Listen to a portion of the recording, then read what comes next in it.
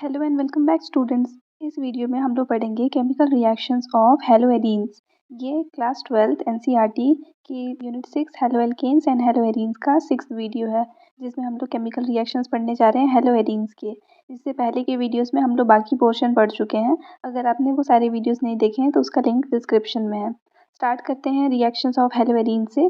First दिया है nucleophilic substitution reaction. अब न्यूक्लियोफाइल क्या होता है वो हम लोग जस्ट पहले वाली वीडियो में देखे हैं, हेलो एल्केन्स के जो रिएक्शंस पढ़ रहे थे उसमें। तो यही सेम न्यूक्लियोफिलिक सब्स्टिट्यूशन अब हम लोग को हेलो एरीन्स में देखना है। यहाँ पे क्या होता है कि एरिल हैलाइड्स में जो न्यूक्लियोफाइल है ना, उनका रिएक्टिविटी बहुत कम है एरिल हैलाइड्स के साइड। क्यों? क्योंकि न्यूक्लियोफाइल मीन्स न्यूक्लियस सीकिंग ना, पॉजिटिव चार्ज सेंटर चाहिए। और ये जो हेलो एरीन्स है उसके पास में बहुत सारा इलेक्ट्रॉन होता है, जस्ट बिकॉज ये जो एल्किल वाला मतलब ये जो हैलाइड वाला ग्रुप है वो भी इलेक्ट्रॉन रिच स्पीशीज है, और ये जो बेंजीन रिंग है वो भी खुद में इलेक्ट्रॉन रिच होता है। तब ऐसे केस में न्यूक्लियोफाइल को एक क्या चाहिए, पॉजिटिव सेंटर चाहिए, तो वो मिलना जो है वो थोड़ा डिफिकल्ट होता है। इसलिए न्यूक्लियोफिलिक सब्स्टिट्यूशन रिएक्शन हेलोएरीन्स में थोड़ा डिफिकल्ट है। अब इसके रीजंस को समझते हैं। पहला, रेजोनेंस इफेक्ट के थ्रू कि कैसे वो इसके रिएक्टिविटी को डिक्रीज कर रहा है न्यूक्लियोफिलिक सब्स्टिट्यूशन की तरफ।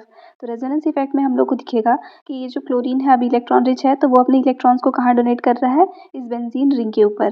जब वो बेंजीन रिंग पे इलेक्ट्रॉन डोनेट किया तो क्या होगा ना कि उसके इलेक्ट्रॉन डोनेशन से यहाँ पे डबल बॉन्ड आ जाएगा और ये पॉजिटिव चार्ज इसमें असाइन हो जाएगा। अब क्योंकि यहाँ पे डबल बॉन्ड आया तो ऑब्वियसली ये वाला जो कार्बन है उसका जो वैलेंसी है वो यहाँ पे सेटिस्फाइड नहीं है, अब एक्स्ट्रा बॉन्ड्स हो गए हैं उसके पास। इसलिए वो क्या करेगा, अपने बॉन्ड को इस साइड में शिफ्ट किया और यहाँ पे इलेक्ट्रॉन आकर के यहाँ पे रह जाता है। अब नेक्स्ट क्या होगा, फिर से इसमें रोटेशन होगा। अब ये जो इलेक्ट्रॉन्स है वो यहाँ आएंगे और ये यहाँ का बॉन्ड जो है वो इस डायरेक्शन में चला जाएगा। अब यहाँ पे नेगेटिव चार्ज आया, फिर वैसे ही रोटेशन से यहाँ पे नेगेटिव चार्ज आया। तो नेगेटिव चार्ज आपको ऑर्थो एंड पैरा पोजिशन पे देखने के लिए मिल रहा है। और न्यूक्लियोफाइल को क्या चाहिए, इलेक्ट्रोपॉजिटिव सेंटर। तो पॉजिटिव चार्ज तो नहीं है, लेकिन लेस नेगेटिव जो सेंटर है वहीं पे ही न्यूक्लियोफाइल अटैक करेगा, दैट मीन्स मेटा पोजीशन पे। नेक्स्ट देखते हैं हम लोग difference in hybridization of carbon atom and carbon halogen bond. अब हाइब्रिडाइजेशन की वजह से क्या रीज़न है यहाँ पे, तो यहाँ ये जो कार्बन होता है, हम लोग सबसे स्टार्टिंग वाले इंट्रोडक्टरी वाला जो पार्ट है वहीं पे पढ़े थे कि हेलोएरीन्स में जो कार्बन है जिसके साथ हेलोजन अटैच्ड है वो कार्बन sp2 हाइब्रिडाइज्ड रहता है, और वहीं पे हेलोएल्केन्स में जो कार्बन होता है वो sp3 हाइब्रिडाइज्ड रहता है। अब इस sp2 हाइब्रिडाइजेशन में s कैरेक्टर जो है वो ज़्यादा होगा। एस कैरेक्टर ज़्यादा होगा मतलब इलेक्ट्रोनेगेटिविटी जो है वो ज़्यादा होगा, और इलेक्ट्रोनेगेटिविटी ज़्यादा है तो वहाँ पे ऑब्वियसली जो नेगेटिवली चार्ज न्यूक्लियोफाइल है वो कहाँ से अटैक होगा। और वहीं पे sp3 हाइब्रिडाइजेशन जहाँ प्रेजेंट है वहाँ पे एस कैरेक्टर कम है, और एस कैरेक्टर जितना कम होता है उतना कम होता है इलेक्ट्रोनेगेटिविटी। अब ये एस कैरेक्टर कम या ज़्यादा कैसे बोल रहे हैं, तो देखो sp3 बोल रहे हैं ना, तो sp3 लिख देंगे, और sp2 यहाँ आ रहा है तो sp2 आप लिख दो। अब ये दोनों में आप देखो, कोई भी चीज़ है वो टोटल जैसे 100% में हम लोग देखते हैं। अब इस 100% को यहाँ देखो, एक एस और 3 पी है, टोटल मिला करके 4 है। यहाँ पे एक एस और 2 पी है, पूरा मिला के 3 है। तो इस 100 को जब हम लोग 4 पार्ट्स में डिवाइड करेंगे तो कितना आएगा, 25% ईच। अब उस 25% में से सिंगल एस था ना, तो एस का हो गया 25%, और पी कितना है, टोटल 3 है।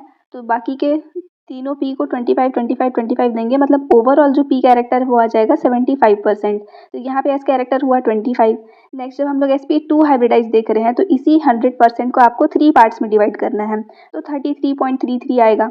अब वही 33.33 जो है वो s का हो गया, और बाकी का जो जो दोनों 33.33 है वो p का, मतलब पूरा मिला के 66.66 जो है वो p का आ जाता है। अब यहाँ देखो, sp3 में s कैरेक्टर 25% और sp2 में s कैरेक्टर 33.33%। तो जितना ज़्यादा s कैरेक्टर उतना ज़्यादा इलेक्ट्रोनेगेटिविटी। तो ये रीज़न हो गया एक। नेक्स्ट दिया है instability of phenyl cation. Phenyl जो है वो केटायन बहुत रेयरली फॉर्म करता है, ठीक।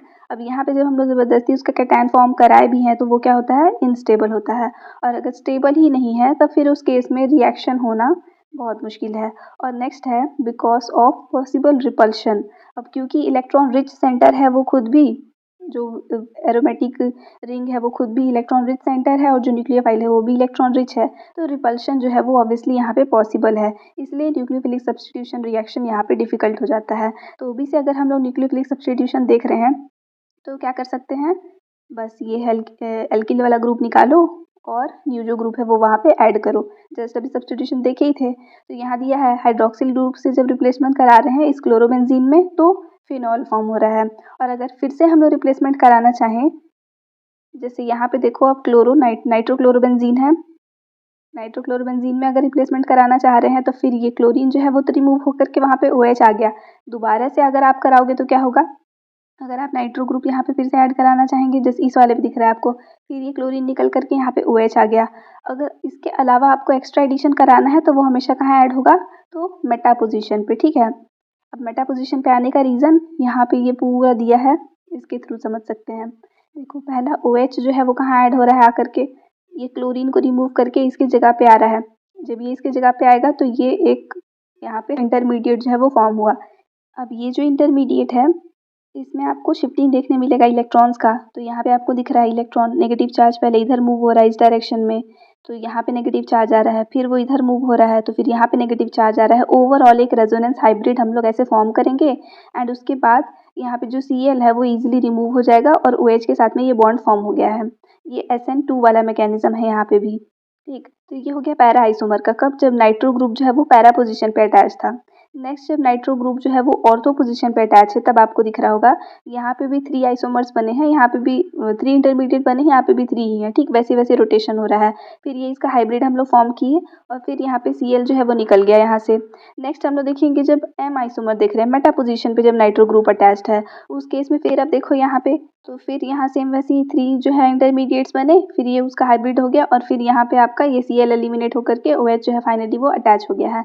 अब इन तीनों केस में नाइट्रो वाला जो ग्रुप है वो कैसा है, इसके पास में है। मेटा में क्या हो रहा है कि OH के थोड़ा पास है, जहाँ पे हम लोग ये दोनों चीज़ों को अटैच कर रहे हैं उसके थोड़े पास में है। ऑर्थो वाले में और पास में है, पैरा वाले में थोड़ी दूर में है, इसलिए पैरा वाले में जो है वो थोड़ा सा ज़्यादा ईजिली यहाँ पे हो जाता है। और जो नाइट्रो ग्रुप है वो ज़्यादातर की ऑर्थो और पैरा पोजीशन पे ही आपका आकर के ऐड होगा। मेटा पोजीशन पे डिफिकल्टी आता ही है, क्योंकि मेटा पोजीशन ऑलरेडी खुद में कैसा है, वहाँ पर हम लोग देखे ना कि जब यहाँ स्टार्टिंग में देखे थे चार्ज कहाँ कहाँ पे आ रहा था, यहाँ पे देख रहे थे नेगेटिव चार्ज कहाँ कहाँ पे आ रहा था, ऑर्थो और पैरा पोजीशन पे। तब उस केस में न्यूक्लियोफाइल को क्या चाहिए कि वो मेटा पोजीशन पे ऐड हो, ठीक। नेक्स्ट अब हम लोग आते हैं इलेक्ट्रोफिलिक सब्स्टिट्यूशन रिएक्शन। अब हेलोएल्केन्स और हेलोएरीन्स दोनों में ही, तो अभी हेलोएरीन्स पढ़ रहे हैं तो इसमें यह है कि इलेक्ट्रोफिलिक सब्स्टिट्यूशन जो है वो यूजुअली आराम से हो जाता है यहाँ पे। और ये इलेक्ट्रोफिलिक सब्स्टिट्यूशन हम लोग 5 हेडिंग्स में पढ़ सकते हैं, halogenation, nitration, sulphonation and Friedel craft reaction. यही फ्रीडल क्राफ्ट रिएक्शन 2 पार्ट्स में डिवाइड हो जाता है, एल्काइलेशन और एसाइलेशन। अब यहाँ पे भी फिर से जो हेलोजन आटम है वो ऑर्थो और पैरा डायरेक्टिंग ग्रुप होता है, मतलब ऑर्थो और पैरा पोजीशन पे ही जो भी रिंग में जो भी सब्स्टिट्यूएंट्स आ रहे हैं उनको उस तरफ में वो डायरेक्ट करता है। अब इलेक्ट्रोफिलिक सब्स्टिट्यूशन का भी वही रीज़न हो जाएगा ना, वहाँ क्यों डायरेक्ट कर रहा है, तो इलेक्ट्रोफाइल मीन्स इलेक्ट्रॉन सीकिंग। तो इससे पहले भी हम लोग रेजोनेंस वाले स्ट्रक्चर में देखे थे और यहाँ पे भी दिख रहा है इलेक्ट्रॉन कहाँ दिख रहा है आपको, ऑर्थो और पैरा पोजीशन पे। तो जहाँ पे इलेक्ट्रॉन आपको ज़्यादा दिख रहा है ऑब्वियसली वहीं पे आकर के ऐड होगा ना इलेक्ट्रोफाइल, इसलिए वो ऑर्थो और पैरा डायरेक्टिंग होते हैं। अब यहाँ पे देखते हैं हम लोग सबसे first heading halogenation. Halogenation means addition of halogen. तो यहाँ पे आपको सिंपली जो भी हेलोजन ऐड करना है वो ले लेंगे। अगर क्लोरीन ऐड कर रहे हैं तो इस प्रोसेस को बोलेंगे क्लोरीनेशन।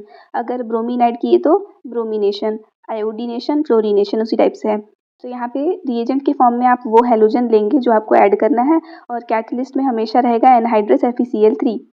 अभी जब ये रिएक्शन होगा तो ortho and para both substituted products यहाँ पे बनते हैं एंड उसमें से जो पैरा पोजीशन वाला प्रोडक्ट है वो मेजर होता है। नाइट्रेशन जब हम लोग करा रहे हैं, देखो हेलोजिनेशन में बस जो भी हेलोजन लिए हैं वो ऐड हो जाना है, तो आप ये याद कर लो कि हेलोजन ऐड हो जाएगा और ये हम लोग को रिएजेंट यहाँ पे कैटलिस्ट लेना है। नाइट्रेशन में आपको नाइट्रेटिंग मिक्सचर लेना होता है, मतलब कि कंसनट्रेटेड नाइट्रिक एसिड और कंसनट्रेटेड सल्फ्यूरिक एसिड का मिक्सचर। यहाँ पे नाइट्रिक एसिड जो है उसका NO2 वाला जो पार्ट है वो ऐड हो जाएगा। NO2 वाला पार्ट देखो, हेलोजन HCl जब हम लोग लिए थे तो क्या लिए हैं, Cl पूरा पूरा लिए हैं ना, तो अब ये Cl में से एक Cl है वो यहाँ ऐड हो गया, जहाँ पे ऐड हुआ है वहाँ से एक हाइड्रोजन जो है वो रिमूव होगा। इस हाइड्रोजन के साथ बचा हुआ Cl एक बॉन्ड फॉर्म करेगा और HCl एक यहाँ पे इवॉल्व हो जाता है। नाइट्रेशन की जब हम लोग बात कर रहे हैं तो HNO3 था यहाँ पे पूरा, HNO3 में से आप क्या लिए, तो NO2 हम लोग यहाँ ऐड करेंगे। कहाँ पे, तो ऑर्थो और पैरा पोजीशन पे ऐड करेंगे। NO2 हम लोग इसमें से ले लिए, क्या बच गया है, OH। तो अब यहाँ जहाँ पे NO2 ऐड हुआ है वहाँ से एक हाइड्रोजन निकलेगा ही, उस हाइड्रोजन के साथ इसका OH जो है वो बॉन्ड फॉर्म करके H2O जो है वो साइड प्रोडक्ट में बनाएगा। नेक्स्ट हम लोग देखते हैं सल्फोनेशन। सल्फोनेशन में आपको कंसनट्रेटेड सल्फ्यूरिक एसिड लेना है या फिर आप ओलियम ले सकते हैं, H2 H2O7, ये होता है ओलियम। तो इसके साथ रिएक्शन करा सकते हैं या फिर कंसनट्रेटेड सल्फ्यूरिक एसिड के साथ। सल्फोनेशन में SO3H ये वाला ग्रुप ऐड होता है। अब इसमें से SO3H हटाओगे तो फिर OH बचेगा। यही OH जो है वो जहाँ कहीं भी ये ग्रुप ऐड हुआ है वहाँ से निकले हुए हाइड्रोजन के साथ ये OH जो है वो वाटर मॉलिक्यूल बना के साइड हो जाता है। और हर बार में आपको पैरा पोजिशन वाला जो प्रोडक्ट है वो मेजर यहाँ पे देखने के लिए मिलेगा। जब फ्रीडल क्राफ्ट रिएक्शन में आते हैं तो दो पार्ट है, एल्काइलेशन और एसाइलेशन। दोनों में एल्काइलेशन में आपको एल्किल हैलाइड के साथ में रिएक्शन कराना है। अब इस एल्किल हैलाइड के साथ जब रिएक्शन होगा तो एनहाइड्रस AlCl3 यहाँ भी चाहिए, यहाँ पे भी चाहिए। अब आप जिसे ले लिए मिथाइल क्लोराइड। मिथाइल क्लोराइड का रिएक्शन जब यहाँ पे करा रहे हो तो एल्काइलेशन है, दैट मीन्स एल्किल वाला पार्ट जो है वो ऐड हो जाएगा ऑर्थो और पैरा पोजिशन पे। और जहाँ ऐड हुआ है वहाँ से निकले हुए हाइड्रोजन के साथ ये वाला जो ग्रुप है हैलाइड वाला वो HCl फॉर्म किया।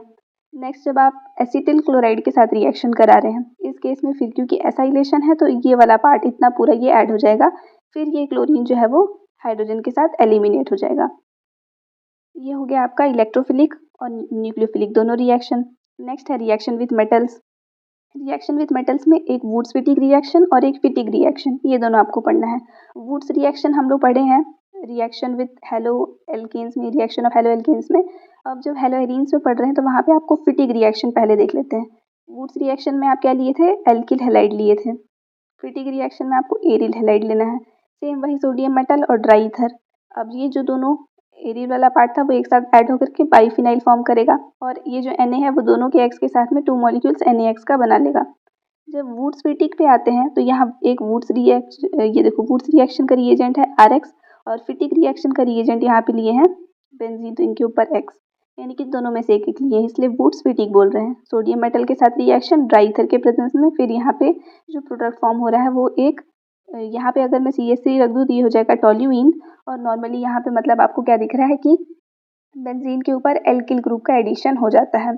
अब वुड्स रिएक्शन, फिटिक रिएक्शन और वुड्स फिटिक रिएक्शन अगर आपको ये डिटेल में पढ़ना है तो इसके ऊपर अलग से एक नेम्ड रिएक्शन वाला वीडियो है, आप वहाँ पे देख सकते हैं।